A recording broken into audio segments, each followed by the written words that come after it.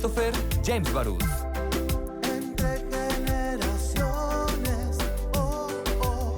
Todas las personas que nos escuchan, bienvenidos al programa Entre Generaciones, un espacio con perspectiva generacional en donde lo que buscamos es el punto de vista de cada una de las generaciones. Yo soy Christopher James Barús y voy a ser su anfitrión de este programa y quiero darle la bienvenida a quien nos acompaña representando a la generación Centennial. Recuerden, Centennial, los que nacieron del 96, 97 para acá, a nuestra compañera Daniela Aguilar. Muy buenos días, Daniela. Hola, ¿qué tal? Muy buenos días a todas las personas que nos escuchan. A quien nos representa a la generación millennial, que recuerden que son los que nacieron de principios de los 80s hasta mediados de los 90s. Héctor Ochoa, muchísimas gracias. Saludos, muchas gracias. Un saludo a todos los que nos están escuchando. A quien representa a la generación X, que también son los que nacieron entre principios de los 60 hasta principios de los 80. Muchísimas gracias. Perla Natalí Campos, muchísimas gracias. Hola, buenos días a todos. Gracias. Y a los baby boomers, a quien representa a los que nacieron entre principios de los 40 hasta principios de los 60,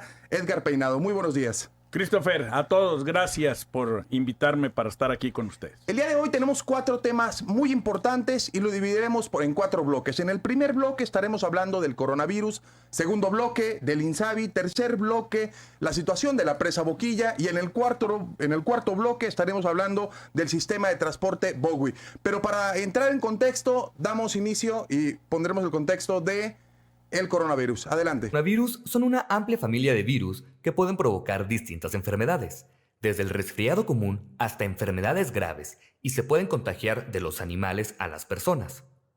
El pasado 31 de diciembre, la Organización Mundial de la Salud tuvo noticias de casos de neumonía en Wuhan, China. Una semana después, este país confirmaría la aparición de un nuevo coronavirus. Y para el 30 de enero de este año, la OMS consideraría este brote como una emergencia de salud pública internacional. A la fecha, se han detectado más de 37.500 casos en 26 países, entre los que se cuentan Japón, India, Alemania, Francia, Estados Unidos, Canadá y Australia. Esta nueva enfermedad nos recuerda el caso de la influenza AH1N1, que tuvo repercusión no solo en la salud, sino en muchos ámbitos de la sociedad. Hablemos del coronavirus. Hablemos entre generaciones.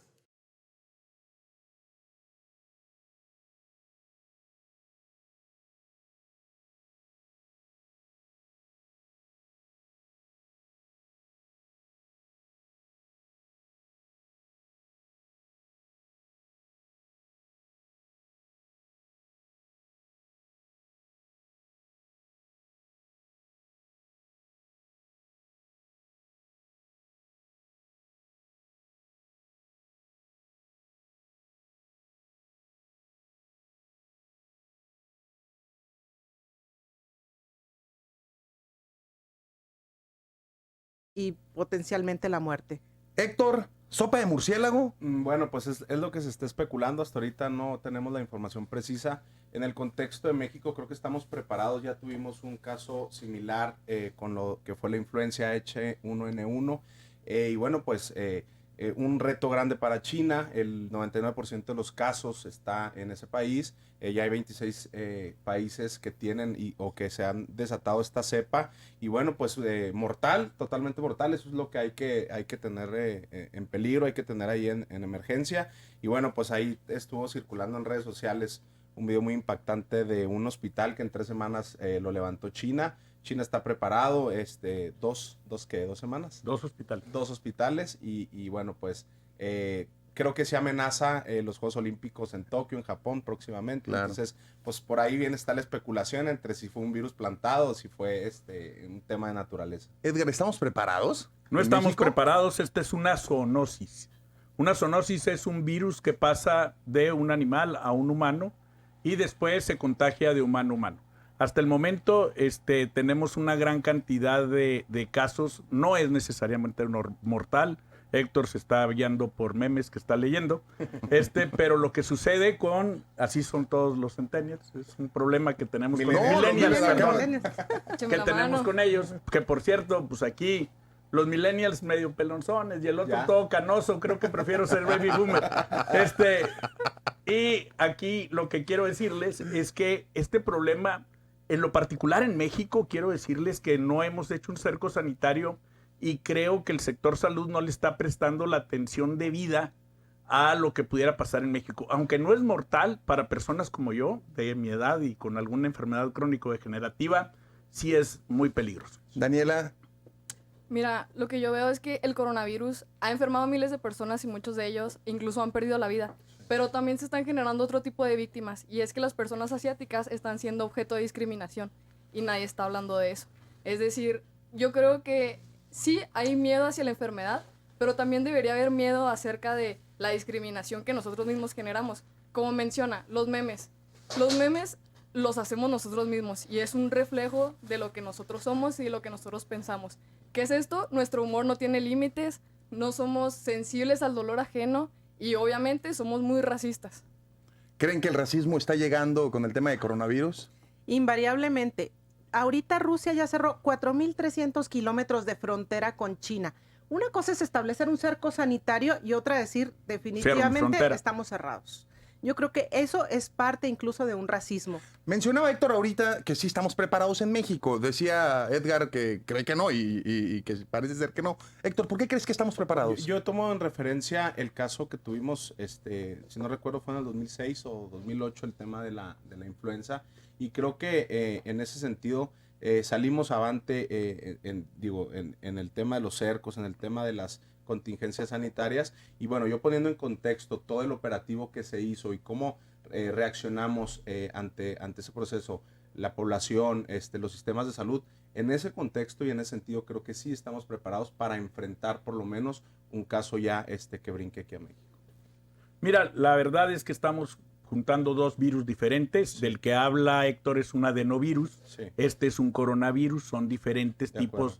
Los dos son por infecciones por vía aérea, pero ahorita ya deberíamos de estar haciendo acopio de mascarillas, de guantes. Yo he platicado con gente del sector salud que no tienen trajes preparados para eso. Ya deberíamos de tener, si ya vimos que China tuvo que hacer 2.500 camas en 15 días, la situación no es precisamente leve. Ya deberíamos de tener algo preparado para poder tener a la gente en el momento en que nos llegue. Daniela. Claro que el gobierno federal no está preparado para que el coronavirus llegue a México.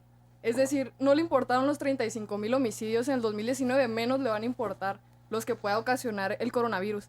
Además, no ha presentado ningún plan de estrategia para controlar el virus y incluso publicó un informe que se llamaba El Pulso de la Salud, pareciendo que hacía referencia al programa de Chumel Torres, El Pulso de la República. Es decir, pareciera que es una parodia, no mide los límites que puede llegar a ocasionar no estar preparados.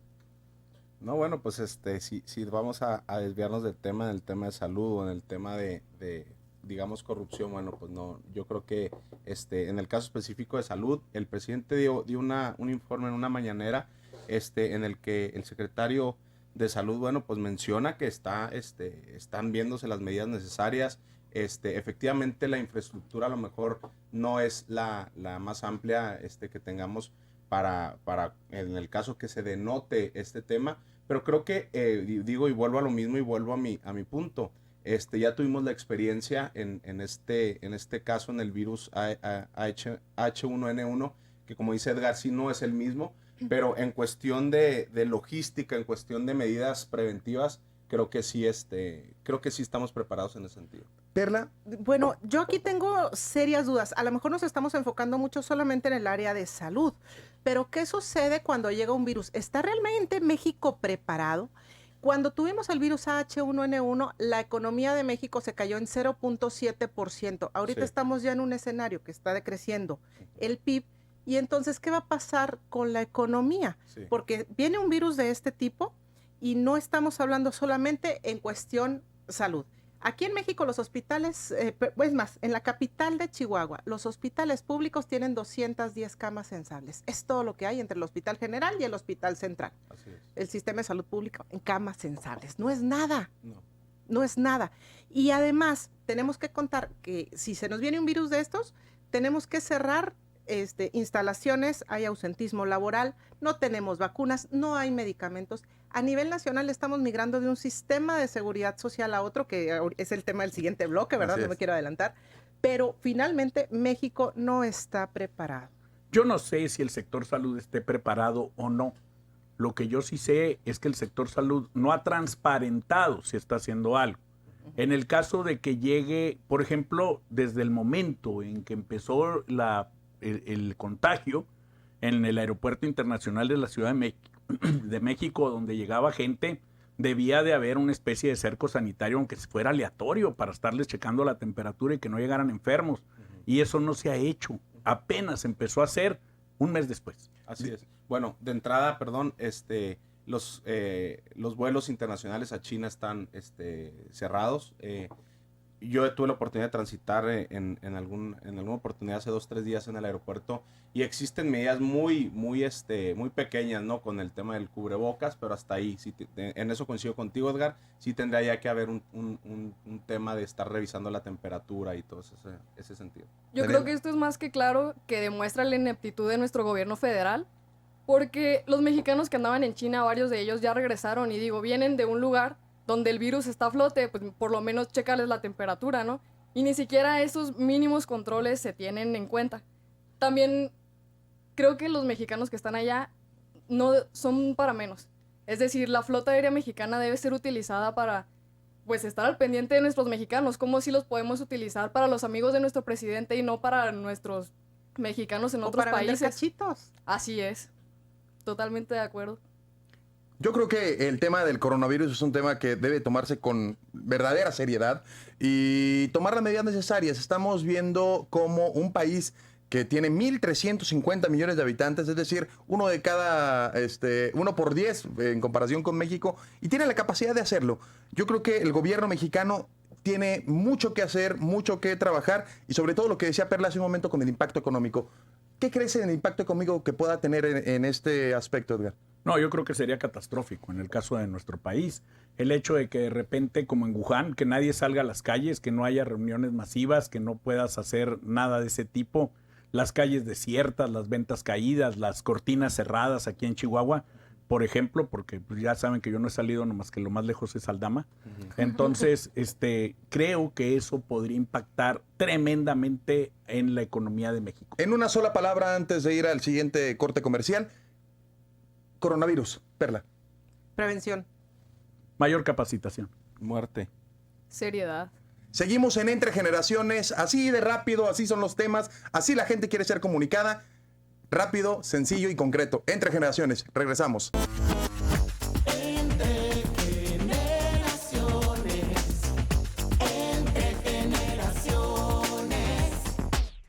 Regresamos a Entre Generaciones. En este segundo bloque estamos hablando sobre el INSABI y para dar inicio pondremos el contexto, el tema de INSABI. Arrancan. De salud para el bienestar.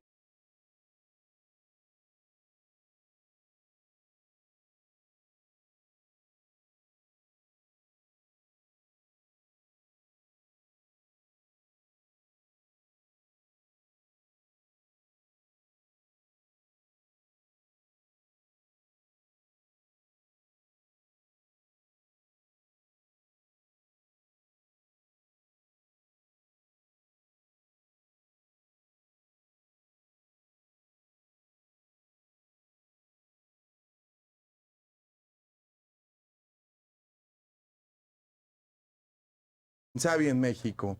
INSABI, el sueño anhelado de tener un sistema universal de salud que desaparece el Seguro Popular, entra al INSABI, debate entre gobernadores, entre entidades federativas de adherirse o no adherirse. Héctor, ¿qué opinas del INSABI? Ok, 3 puntos muy sencillos. Compras públicas eficientes, planeación de suministros y distribución. Esos son los 3 ejes en los que va a transitar en el INSABI. Creo yo, bueno, pues que es el anhelo, como tú lo dices, de todo sistema público de salud. Y bueno, pues si logramos transitar en esos 3 ejes, bueno, pues sin duda tiene que navegar a buen puerto.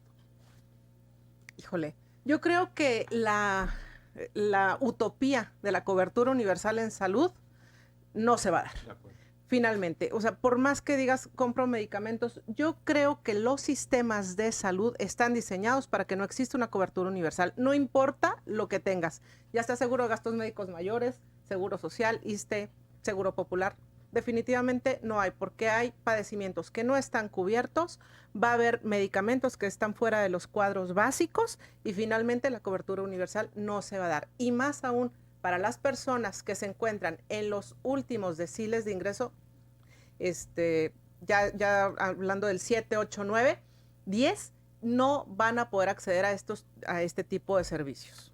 Daniela. Bueno, yo creo que principalmente para disminuir la pobreza en nuestro país tenemos que asegurar el ingreso de las familias y la seguridad social. Entonces, lo que veo que el problema de seguridad social en nuestro país es que depende de las contribuciones obrero-patronales. Entonces, en muchas ocasiones tenemos como el IMSS, el ISSSTE, pensiones, que dependen de empleos formales. Y al tener en nuestro país tantos empleos informales, pues quedan muchísimas personas vulnerables sin su seguridad social. Edgar. Bueno, yo creo que, mira, yo no le niego a cada gobierno, del color que sea, el hecho de que llegue y le cambie el nombre al programa que le dé la gana. Eso está bien. Lo que yo sí veo mal es que se desmantele un programa y no se tenga un sustituto alterno para entrar de inmediato. O sea, la manera como esto se realizó sí está hecho pues, realmente con las patas. Y la otra cosa es que hablabas de que el suministro de medicamentos. Mientras no le pagues, es un negocio. Mientras no le pagues a los proveedores, no te van a... Por más que tengan 3 contratos firmados, si no les pagan, no importa. ¿Y sabes por qué se elevan mucho los precios cuando le vende la gente al gobierno? Porque te tienes que esperar 18 meses a que te paguen una jodida factura. El gobierno que sea. Yo no estoy hablando de ningún tipo de gobierno. Y todos lo hemos vivido. Sí. El hecho de que tú le facturas ahora... Y tú sabes que el dinero lo vas a tener en julio del 21. Dices tú, no, pues le facturo. Claro, es una correa financiera. Pues claro, yo le voy a cobrar a como me va a costar después. Eso es lógico, hay un costo financiero. Ahora, yo quiero puntualizar una cosa. El tema de la cobertura universal, en el 100%, pues digo, también coincido contigo, es una utopía, ¿no? Ni los mejores sistemas de salud logran eso. El tema de las compras consolidadas, de compras masivas, sí tiene claro un ahorro. Claro. Es lógico, ¿no? Tú regulas el mercado, compras más barato, pones los precios, pones las reglas. Efectivamente, pagas a 15, 18, 12, 30 meses. Y bueno, pues sí, tu corrida financiera tiene que ir en el costo de la compra de los medicamentos. Yo sí creo que esto es culpa de un gobierno morenista, porque no es la primera vez que se impulsa un gobierno sin reglas de operación, sin programas pilotos, sin un financiamiento garantizado o reglas de operación claras. Entonces, el gobierno morenista ya demostró su falta de capacidad y de estrategia. Ha habido desabasto de medicamentos, se recortaron los recursos para los tratamientos, se dice que no hay ni siquiera enfermeros o doctores en los hospitales. Es claramente un reflejo de que no existe la capacidad. Definitivamente no existe, pero yo creo que ahorita, si nos vemos en el caso de Chihuahua, Chihuahua ha tomado una postura de decir, no me adhiero al INSABI. Y Chihuahua tiene una gran ventaja, que tiene el Ichizal, que fue creado en el sexenio de Fernando Baeza, y esto es un sistema de salud estatal adicional al federal, que se descentraliza en el sexenio de Francisco Barrio. Entonces, aquí estamos hablando de que Chihuahua por lo menos tiene 2 sistemas estatales de salud, uno 100% estatal y otro con recursos federales, no importa, pero estamos en una posición muy, muy por encima de otros estados que invariablemente se vieron obligados a firmar. Pero definitivamente el INSABI yo lo veo como un elefante blanco, no tiene reglas de operación. Ponen incluso en la página del INSABI, dicen, las personas que ya tenían su póliza del Seguro Popular, les vamos a respetar la gratuidad, o sea, mande, no es gratis, no es gratis. Admiten que para el tercer nivel de atención deben cobrar cuotas de recuperación. ¿Y los estudios socioeconómicos y la cobertura dónde queda? Edgar, ¿es un elefante blanco? ¿Está hecho con las patas? Sí, yo creo que sí. Yo creo que aquí hay un tremendo problema. Pero aparte, yo coincido con Perla Natalie Campos, porque te voy a decir una cosa. La federación, sea azul, sea tricolor o ahora morada, nunca voltean a ver el estado de Chihuahua. Siempre somos el cabuz del tren. La gente más menospreciada y más mal vista por la federación es el estado de Chihuahua. Y por eso ahora es el temor de que siempre, por eso tenemos institutos propios, porque hay que rascarnos con nuestras propias uñas. Héctor, ¿pero está preparado Chihuahua como para prescindir del INSABI? Bueno, pues para prescindir más bien del Seguro Popular, yo creo que es un proceso político Es un proceso en el que poco a poco se van a ir adheriendo los gobernadores panistas. Ya hay 2 gobernadores que han firmado el adherimiento al INSABI. Y en torno a las reglas de operación, yo creo que tenemos un periodo de gracia incluso legal, en el sentido de que, bueno, el INSABI apenas se presentó como una iniciativa de ley el año pasado, se votó, se aprobó, y bueno, ahora ya viene la implementación. Claro que coincido en que a lo mejor no hay no está el panorama muy claro, pero creo que poco a poco se va a tener que venir regularizando todo el tema. Oye, Héctor, ¿y los enfermos tienen poco a poco? No. O sea, ¿tienen el tiempo para estar esperando eso? Yo creo que no. No. Mira, Duda. me queda más que claro que Andrés Manuel está tomando decisiones políticas electorales en lugar de una política pública eficiente para el Estado. Yo considero que centralizar aún más el gasto público no va a garantizar un servicio que realmente funcione. Entonces, así como dices, los enfermos no vamos a estar esperando que se acomoden allá para recibir lo que por derecho nos corresponde. Mira, yo creo que ahorita algo que tenemos que considerar todos con este famoso INSABI es que ni el INSABI ni el Seguro Popular fueron instituciones o programas que fueron creadas con hospitales propios. Todos están usando la infraestructura existente. Por eso digo que Chihuahua va muchos pasos adelante. Sí, por eso. Y en el sentido, en el argumento que ponen, los enfermos no pueden esperar. Pues claro que no pueden esperar, pero tampoco no están desatendidos. Ahora, es una manera que está tomando el gobierno federal de decir, bueno, antes con el Seguro Popular decías, te mando tantos de los pacientes que atendiste, Sí. lo que está fuera de mi tabulador lo pagas tú Sí. y tú haces tu aportación solidaria estatal con un porcentaje de lo que yo te mando, en infraestructura o con lo que tú quieras. Ok, Así es. y con el INSABI, ¿qué va a pasar? Nos están obligando finalmente a adherirnos, Sí. porque si no, ni ese poquito de recurso va a llegar. Así es. Y el que no tiene IMSS o el que no tiene ISSSTE, bueno, pues tiene que caer en el INSABI. Y tal como decías, o sea, hay mucha economía informal. El 30% del PIB proviene de economía informal a nivel nacional. Entonces estamos hablando que por lo menos hay un 30% de la población que no va a tener seguridad social. Bueno, digo, hay 317 obras inconclusas que deja la Secretaría de Salud del sexenio anterior. Ya está presupuestado para que el INSABI empiece a tener infraestructura propia. Cerca de 60 hospitales nuevas están presupuestadas.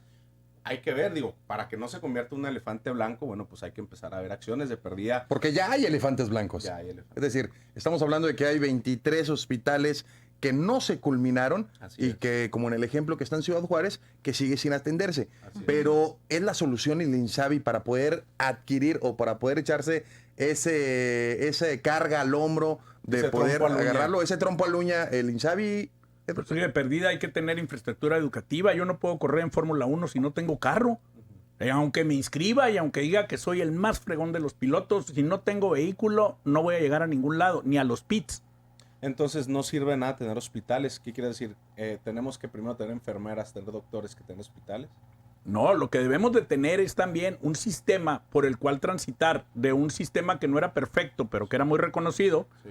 el Seguro Popular, a otro en donde caíste en la nada. O sea, no pasaste de algo a algo mejor. ¿Te refieres al INSABI? Al INSABI. Que todavía no pasaste, empieza. que, pues sí, luego, pero ya mataste el Seguro Popular. Ujú. Entonces, ¿dónde dejaste a la gente? No puede estar en el limbo los enfermos. Perla, ¿y el Seguro Popular sí era seguro y sí era popular? Era seguro, era popular, obviamente. Retomo mi tema de la utopía, de la cobertura. Los cauces no te cubrían todo, los Así medicamentos no estaban totalmente incluidos y la gratuidad era únicamente para los primeros 3 deciles de población. Mira, el Seguro Popular se encontraban afiliadas las personas entre los 4 deciles más bajos de ingreso, mientras que los derechohabientes del IMSS o del ISSSTE se encuentran en los deciles de mayores ingresos. Entonces, ahora que entre el INSABI, si nos van a decir, oye, ¿sabes qué? Me falta esta parte, págamela. Oye, ¿yo cómo le voy a hacer? O sea, si mi ingreso es muy bajo. Pero bueno, digo, estamos hablando eso ya del tercer nivel de clínicas especializadas, ¿no? En ese sentido. Yo creo que hay una desinformación, ¿eh? Y yo voy a poner un ejemplo aquí en Chihuahua, Guadalupe y Calvo. ¿Cuántos hospitales tiene el municipio de Guadalupe y Calvo? 1. Y que fue creado por allá se inauguró por allá en el sexenio de Francisco Barrio, el hospital de Guadalupe y Calvo, y ese te atiende mediante convenio a personal, bueno, a derechohabientes del IMSS, del ISSSTE, Sí. del ICHISAL, de pensiones civiles Sí. y a población abierta. Y ahora, bueno, pues ahora el INSABI, ¿verdad? Así es. Entonces no hay infraestructura. No hay infraestructura que alcance. Y estamos hablando de un solo municipio en Chihuahua. No, y como ese ejemplo tenemos Huachochi, tenemos un montón aquí en el estado de Chihuahua.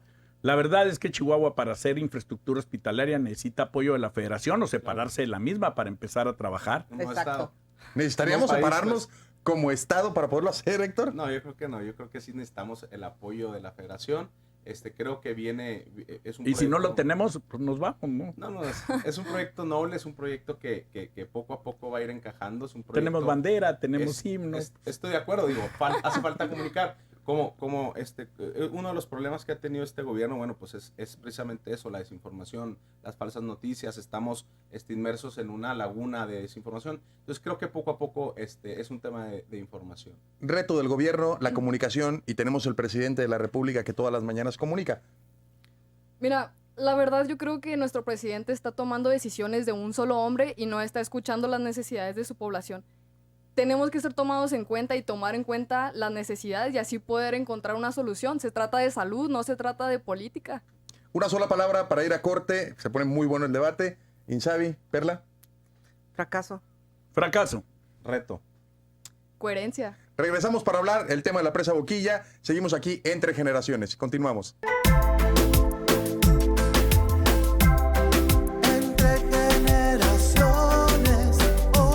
Continuamos en tu programa Entre Generaciones y en este bloque estaremos hablando sobre el tema de la presa Boquilla. Hemos visto cómo hubo la semana pasada una serie de altercados entre la Guardia Nacional y también algunos pobladores de la zona, como también actores políticos que quisieron sacar tajada política del tema y fueron hasta incluso a visitar y a sesionar. Pero para conocer un poco más, vamos a entrar en el contexto. Chihuahua es un estado que se caracteriza por la grandeza de su territorio, la riqueza de sus tierras, el ganado, los productos lácteos y por ser un estado desértico. En 1944 se firmó un tratado de aguas entre el gobierno mexicano y el de Estados Unidos, en el que se estipula el aprovechamiento del río Colorado, río Tijuana y el río Grande. En fechas recientes, la noticia de que la Comisión Nacional del Agua pretendía drenar la presa Boquilla, ubicada en el municipio de San Francisco de Conchos, para cubrir la aportación estipulada en el tratado, ha puesto en jaque a los productores del estado. La presencia de la Guardia Nacional en la presa ha suscitado manifestaciones y enfrentamientos que han llegado casi al punto de la violencia, ya que los productores dicen estar dispuestos a defender con sangre el agua. Hablemos del agua, hablemos entre generaciones. El tema de la presa Boquilla, hablemos del tema. Decía un buen amigo, somos el único desierto que exporta agua.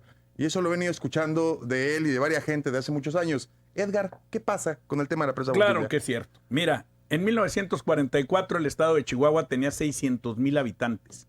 Y la superficie sembrada yo creo que era la misma que tiene ahora el municipio de Camargo. Y ahora, en el siglo XXI, tenemos que seguir regidos por ese tratado que, sí, México lo firmó, pero Chihuahua lo paga. No es lo mismo que lo pague todo el país a que lo pague nada más el estado de Chihuahua. Es cierto, los gringos nos dan en el área de Baja California 5 litros por cada uno que le damos aquí. Pero en un desierto 1 litro de agua tiene un valor diferente que el que pudiera tener en Sonora o el que pudiera tener en la Alta California. Yo creo que debe de revisarse el tratado y yo creo que los productores de la región están de acuerdo porque aparte los quinquenios no están regulados en el hecho del tiempo, están regulados en cantidad de millones de metros cúbicos de agua. Cada vez que se cumple la cantidad de agua que tenemos que pagar, se termina un quinquenio. Por eso es que son mucho más quinquenios que el tiempo que hemos pasado. De acuerdo. Cuando se firmó este convenio, bueno, tenemos que tener muy en cuenta que la comisión que regula esto es la Comisión Internacional de Límites y Aguas. Efectivamente, es un tratado internacional en el que interfieren directamente Estados Unidos y México, pero bueno, en Estados Unidos sí se le tomó en cuenta al estado de California. Por eso duró un largo de un tiempo como de 80 o 100 años para que se pudiera firmar ese tratado. Esto empezó desde 1843 cuando entregamos territorio a Estados Unidos. A Chihuahua efectivamente no se le ha tomado el peso que se le tiene que tomar en la federación y bueno, pues tenemos que estar conscientes que la medición de litros que estamos entregando no es la adecuada. Mira, supuestamente lo que se busca es pagar el atraso de una deuda que tiene México con Estados Unidos. que corresponde del Estamos 2010 al 2015. Eso fue lo que se comentó en alguna de las mañaneras. La verdad, a mí me parece que Andrés Manuel lo está usando de una excusa, diciendo que si tenemos un tratado, tenemos que cumplirlo. Entonces, ahora sí, Porque no ese cumple sí. ni respeta nuestra constitución, pero los tratados internacionales sí los quiere cumplir. ¿Mandar a la Guardia Nacional fue la solución, Perla? Yo creo que no, porque están tratando como delincuentes a gente trabajadora, a gente que se levanta todos los días y que además de vivir de eso, hace que el Estado viva de eso. Yo creo que es una situación muy delicada quererse llevar 1 millón de metros cúbicos cuando solo el distrito 5 de riego de Delicias, que es uno de los más productivos del país, está regando, perdón, 54,000 hectáreas por año y para el ciclo necesita 700,000 metros cúbicos. Te llevas 1 millón, ¿estás garantizando realmente el abasto de agua? ¿Controlan que va a llover el día de mañana? Por supuesto. Además, la presa estaba al 69% de su capacidad, tenía 2,000 millones de metros cúbicos. Entonces, te estás llevando la mitad del agua Claro. y estás dejando solamente el distrito de riego, sería lo único que estarías protegiendo. Sí, yo estoy de acuerdo. Aparte las presas son porfirianas, no entran dentro del tratado, ni siquiera la forma de entregar el agua. El tratado viene que la forma de entregar el agua es por los cauces del río Conchos.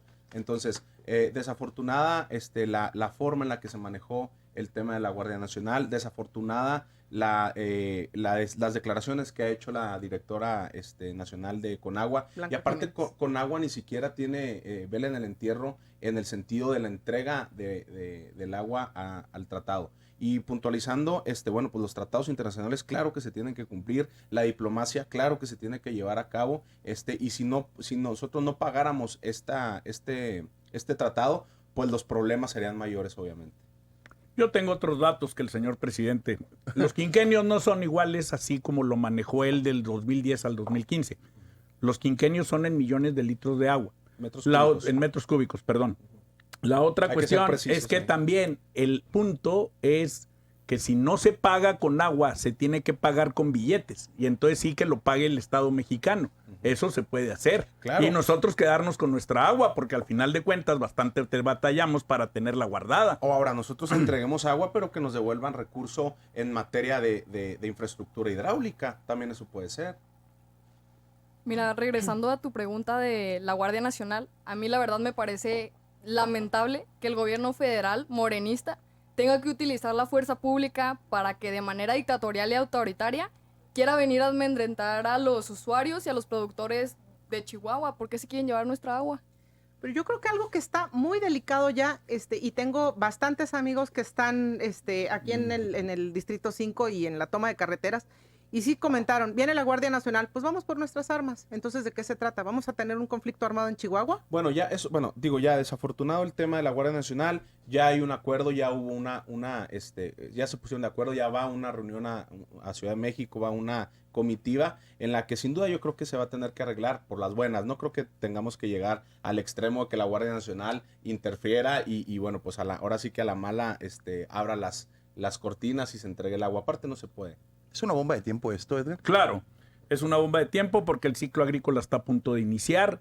El tratado dice que se entregue después de las primeras lluvias del año y que yo me haya dado cuenta en el estado de Chihuahua apenas, lloviznó anoche, y muy leve, y no creo que eso sirva ni siquiera como referencia. No, la lógica de Conagua, que insisto, no tiene lógica. No tiene lógica. Perfecto. Es que la entrega de agua sea en una época invernal, para que la evaporación del agua al momento de abrir sea la menos, ¿no? Conagua nos quiere dejar sin agua. Pero algunos actores políticos, y aquí con esto planteo, fueron a intentar sacar raja política. ¿Qué opinas de esto, Perla? Creo que ahora sí todo el mundo lleva agua a su molino, ¿verdad? Ahí lo tuvimos muy claro con algunos actores políticos. Edgar. A mí la verdad no me parece mal, porque al final de cuentas los diputados que fueron quienes tuvieron allá su sesión son los representantes del pueblo. Entonces, en muchísimas ocasiones hemos dicho, bueno, ¿y dónde están los que nos representan? Ahora sí están ahí, pues bueno, gracias, se aprecia que se tomen en cuenta las necesidades. Digo, sin duda, era era un escaparate en el que todo mundo, todos los actores puedan alzar la voz, puedan levantar la voz. En este momento era un momento comunicacional oportuno para que cualquiera entrara en este tema. Y entraron todos y entraron bien. Yo creo que tanto morenistas, panistas, priistas, todos entraron bien. El senador Cruz Pérez Cuellar tuvo una reunión con la secretaria de Gobernación. El diputado panista de Camargo tuvo una reunión con los agricultores entraron. Yo creo que, bueno, pues sin duda era un tema. Hasta el exgobernador Patricio Martínez tuvo su participación dentro del tema. Entonces, bueno, pues lógico, es el agua de los chihuahuenses, pues todos tenemos que entrarle al tema, ¿no? Claro, ya está, todos se alinearon en la misma postura, que era un exceso que estuviera la Guardia Nacional ahí. Sí. Y la excusa que daba con agua de que habían roto 2 candados y estaban ahí, pues no ameritaba que mandaran 200 elementos. Podían haber ido 5 a ver si estaban rotos los candados. No necesitaba ese despliegue de fuerza que además era intimidatorio y que fue lo que provocó. Y puede haber causado un problema mayor. Mucho mayor. Que fue lo que provocó que todo el mundo reaccionara, ¿no? Entonces el tema de la presa Boquilla es un tema en el que, sin distingo de ningún partido político, une a los chihuahuenses para poder defender lo nuestro. Por supuesto, el agua es de Chihuahua y para Chihuahua. Nosotros vivimos en un desierto, tal y como lo dijeron ahorita ustedes, y necesitamos reconocer que el agua viene de la sierra, el agua viene de Chihuahua, Claro. el agua que tenemos en Y este otro estado. buen amigo dijo, no estamos obligados a lo imposible, ¿no? Entonces, es importante que sí los chihuahuenses sepamos el contexto también federal. Es un tratado internacional en el que no necesariamente México sale perjudicado. Como bien lo dijo Edgar, por cada 5 litros de agua, nosotros entregamos 1. Entonces sí tenemos que tener mucho cuidado en la forma en la que vamos a pagar ese recurso, ese recurso que aparte es nuestro derecho humano. Y también es importante decir, la Comisión Internacional de Límites y Agua está actuando en total obscurantismo, en total obscuridad. No sabemos cuántos litros, cuántos metros cúbicos exactos hemos entregado, no sabemos cuáles son las mediciones, no tenemos tecnología, no sabemos ni siquiera quién es el presidente de esa comisión. Si alguien tiene culpa de todo este problema que está pasando, es esa comisión. Esa comisión pertenece a la Secretaría de Relaciones Exteriores y tiene un nivel diplomático. Entonces hay que ver quién es y hay que preguntarle qué está pasando. ¿A dónde nos va a llevar este conflicto, Daniela? Pues mira, claramente estamos cayendo otra vez en un programa sin lineamientos claros, sin saber cómo funciona. Y bueno, no por nada conocemos a las personas de Chihuahua como personas de sangre caliente. Y sí, por eso nos hemos unido ante esta causa. Qué bueno que las personas se manifiestan y salen realmente a defender lo que es suyo. En una sola palabra, o para cerrar este tercer bloque, ¿qué nos depara con el tema de la presa Boquilla? Perla. Renegociación. Violencia. Rebelión. Inestabilidad. Regresamos con este gran debate para finalizar con el cuarto bloque, donde estaremos hablando sobre tema municipal, la ampliación de la ruta troncal del Bogui. Continuamos Entre Generaciones.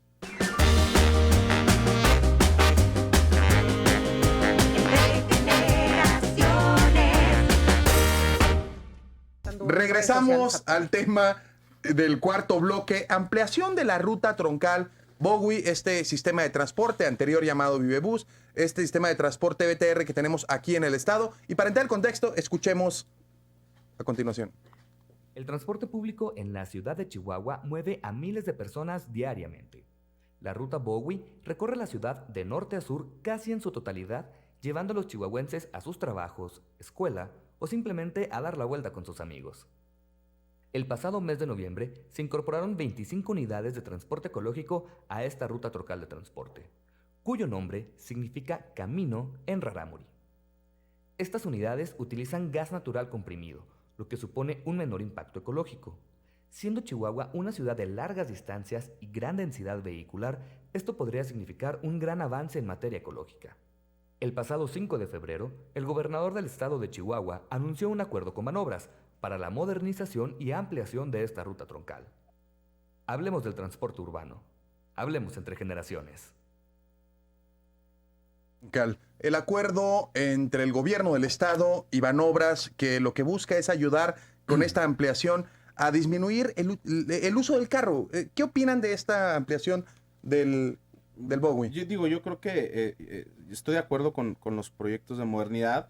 en un inicio el Vivebus se planteó como un proyecto con una primera etapa, una segunda etapa, incluso una tercera etapa.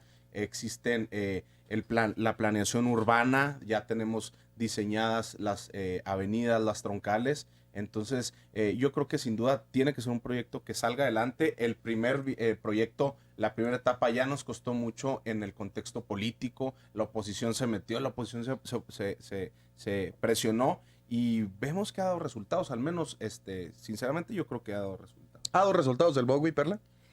El Bowie no necesariamente No, está arrancando. El Vivebus. Sí, El Vivebus. Yo creo que el Bowie simplemente llega y se cuelga de algo que ya estaba Claro, hecho. No pagas el costo político, De no acuerdo. pagas el costo social. Y creo que finalmente el aumentar 25 camiones va a permitir que estos autobuses vayan más desahogados, porque la verdad es que la gente iba hacinada adentro del transporte público. Bueno, yo creo que este es un claro ejemplo del problema que tenemos cuando cambias de administración y sobre todo de color. Si cambiando dentro del mismo color a veces los proyectos no siguen, pues cuando cambias de color está en el hoyo. Y algo que nos habían planteado, lo que era el Vivebus, como algo muy bueno, una vez que concluyera la primera etapa, la segunda etapa y la tercera etapa, se frenó, desapareció y ahora lo único que le han invertido es en una calcamonía que dice Bowie Sí. y en meter 25 unidades que le ha salido sumamente barato, mientras que a las administraciones anteriores pues le tuvieron que meter desde el pavimento, concreto hidráulico, hacer las redes, ir a ver cómo estaba y todo lo demás. Y ahora pues lo que esperamos es que por fin entre la cordura o el sentido común y sigamos con el desarrollo de estas etapas faltantes para poder tener un transporte público bien. Daniela, tú eres estudiante de la Facultad de Derecho en cuarto semestre y la gran mayoría de los estudiantes del campus 1 de la universidad utilizan la ruta troncal del sistema de transporte. ¿Crees que esto venga a beneficiar más a los estudiantes? Claro que sí. Fíjate, tan fácil como la mayoría de mis compañeros trabajamos en el centro. ¿Por qué? Porque es donde se encuentran los juzgados, los despachos, las oficinas de la administración pública. Entonces, muchos de ellos prefieren incluso salir de su casa ya directamente al Vivebus. Muchos de ellos se llevan su carro a la facultad y ahí se estaciona todo el día. Entonces, no solamente estás despejando las calles, sino también incluso el parque vehicular del centro, que siempre está atascadísimo.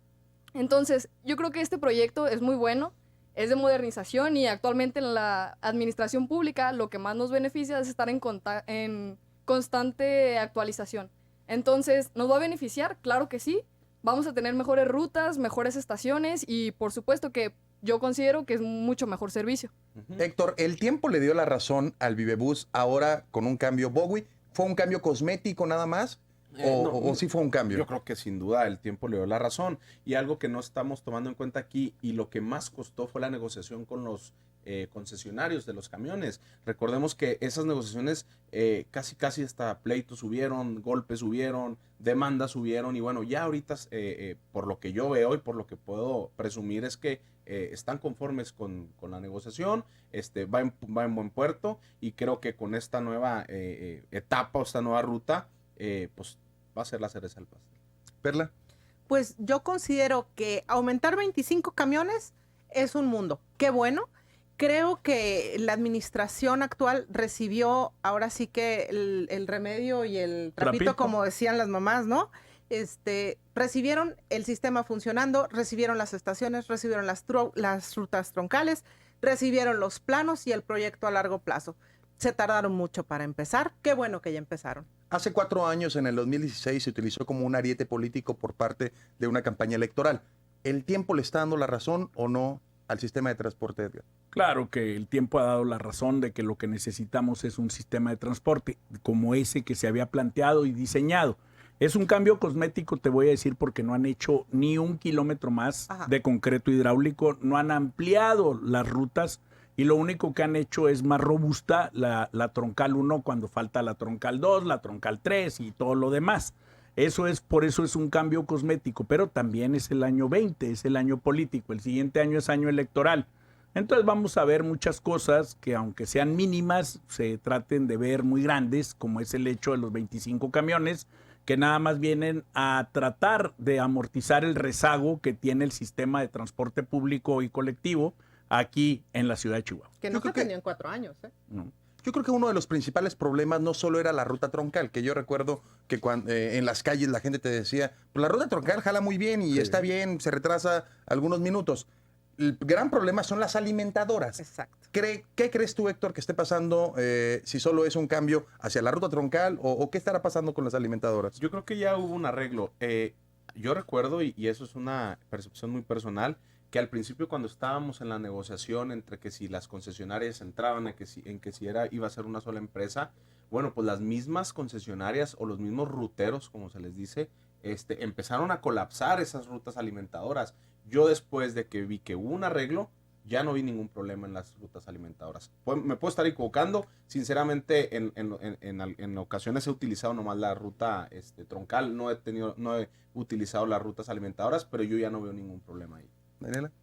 Yo creo que el transporte público siempre va a poder ser perfectible. Siempre vamos a tener ciertos, pues sí, cositas que mejorar. Entonces, sí deberíamos mejorar las alimentadoras y qué bien que la ruta troncal funciona bien. Entonces digo, este debe ser un proyecto que sí, que se continúe sin importar el color de la administración, porque al final de cuentas los que se benefician somos nosotros los ciudadanos y no tanto el partido político. ¿Politizarán el tema para el 21, verdad? Definitivamente. Yo creo que si en el primer minuto que pongan 1 kilómetro más en alguna troncal, vamos a tener nuevamente problemas con todas las rutas alimentadoras. Y va a haber nuevamente desgaste político para el gobierno actual, como lo hubo con el anterior, cuando empezó el Vivebus. Yo creo que este problema debemos de buscarle la solución Chihuahua, al transporte colectivo de Chihuahua. Chihuahua es una ciudad sumamente extendida, tremendamente extendida, muy cara en cualquier cosa. Los transportistas son empresarios, ellos deben de ganar algo y la gasolina sube, el diésel sube, el desgaste de los vehículos. Hay que también no estar satanizando a los transportistas porque son una parte de la ecuación, pero hay un montón de cosas. Las alimentadoras, yo creo que es momento de innovar y de descubrir nuevas maneras de que los ciudadanos puedan llegar a la alimentadora y tener más alimentadoras. Igual, volver también al proyecto de las ciclovías, el tema de la movilidad urbana es importantísimo, tenemos que apostarle a los nuevos transportes, a los transportes verdes, y bueno, pues si se pudiera poner en la mesa que en este nuevo proyecto se meta también el tema de las ciclovías, el tema del transporte de bici, el tema es que es integral, ¿no? Pues se supone. Debe de ser. Debe de ser, creo que es a lo que le debemos de apostar. La ampliación de esta ruta troncal es adquirir un crédito al Estado de 3,000 millones de pesos. Es decir, que se destine para poder ampliar y para poder mejorar el sistema de transporte. ¿Es bueno, es positivo? ¿Qué es su punto de vista hacia adquirir más créditos el Estado, hacia la carga financiera? ¿Perla? Yo creo que ya debemos demasiado. El presupuesto del estado de Chihuahua anual es alrededor de 70,000 millones de pesos. La deuda pública al primer trimestre del 2019 era de 49,000 millones de pesos. Ha crecido 7,000 millones de pesos en lo que va de esta administración y no hemos visto más obra pública. 3,000 millones más, ¿para qué? Yo no los justifico. No, totalmente de acuerdo. Sí, incluso la bandera con la que estuvo golpeteando la administración actual era el endeudamiento de la administración anterior. Coincido contigo, ni 1 centímetro de obra pública se ha visto, ninguna obra, y bueno, pues ahorita endeudar más. Yo nada más digo, el boomerang al fin de cuentas se regresa, ¿no? Pero yo sí estoy de acuerdo en el tema de este proyecto, y si se tiene que endeudar, pues ni modo. Mira, yo creo, perdón, Éntrele. cuando estaba yo frente a grupo con mis alumnos, siempre les decía, el dinero más caro es el que no tienes. Y hay ciertas cosas que necesitas comprar a crédito, como persona, una casa, un carro, pero para gasto corriente, ni un peso. Bueno, yo creo que ese es el grave error. Si vamos a empezar a gastar, a pedir crédito para gasto corriente, vamos a estar muy mal. Daniela. Mira, yo creo que hace falta información acerca de para qué específicamente son estos 3,000 millones. Entonces, si son en beneficio y si son para infraestructura, si son para inversión, adelante. Siempre y cuando seamos nosotros los beneficiados y bueno, no tengamos las consecuencias después. Yo creo que aquí esta administración no ha sido nada tímida al momento de pedir créditos, o sea, igual que otras anteriores. La verdad es que se abusó del crédito en algunas cuestiones y ahora lo estamos pagando todos los chihuahuenses. 3,000 millones de pesos, habría que ver a qué tasa, quién lo va a prestar, a qué plazo, para poder ver si podemos ser beneficiarios de un transporte público mejorado. El que nada debe, nada tiene. Y vemos que en el 2021 va a ser también un tema en boga, no solo para la capital, sino también para el estado, de las rutas troncales. Pero sí es necesario seguir con ese tipo de proyectos, adquiriendo este tipo de deudas, Héctor. Sí, de acuerdo, totalmente.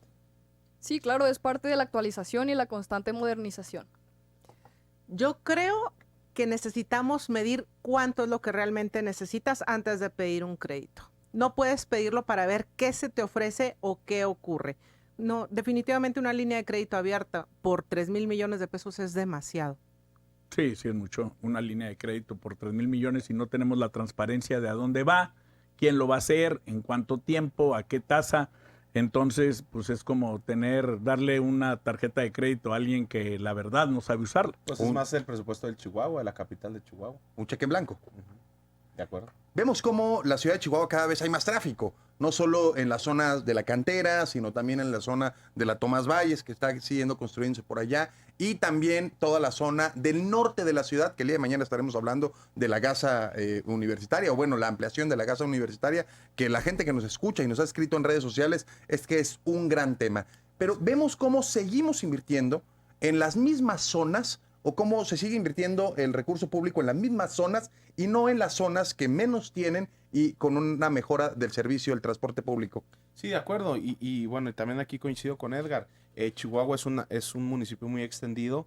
Nos cuesta mucho los servicios públicos, los servicios básicos. Y bueno, pues coincido también contigo. El invertir en zonas en las que a lo mejor la inversión o el metro cuadrado de carretera o de pavimento es mucho mayor, pues a lo mejor por eso están prefiriendo invertir donde mismo, ¿no? Muy bien, en una sola palabra para terminar, ¿qué le depara al sistema de transporte público Bowie en Chihuahua? ¿Perla? Fracaso. Inversión. Transparencia. Modernización. Muchísimas gracias a Edgar, a Perla, a Héctor y también a Daniela por acompañarnos y sobre todo a usted que nos está viendo a través de las redes sociales y escuchando en 102.5 FM y en el 173 de Total Play. El día de mañana nos vemos para seguir aquí hablando entre generaciones. Hasta luego. Muchas gracias. No, gracias a usted.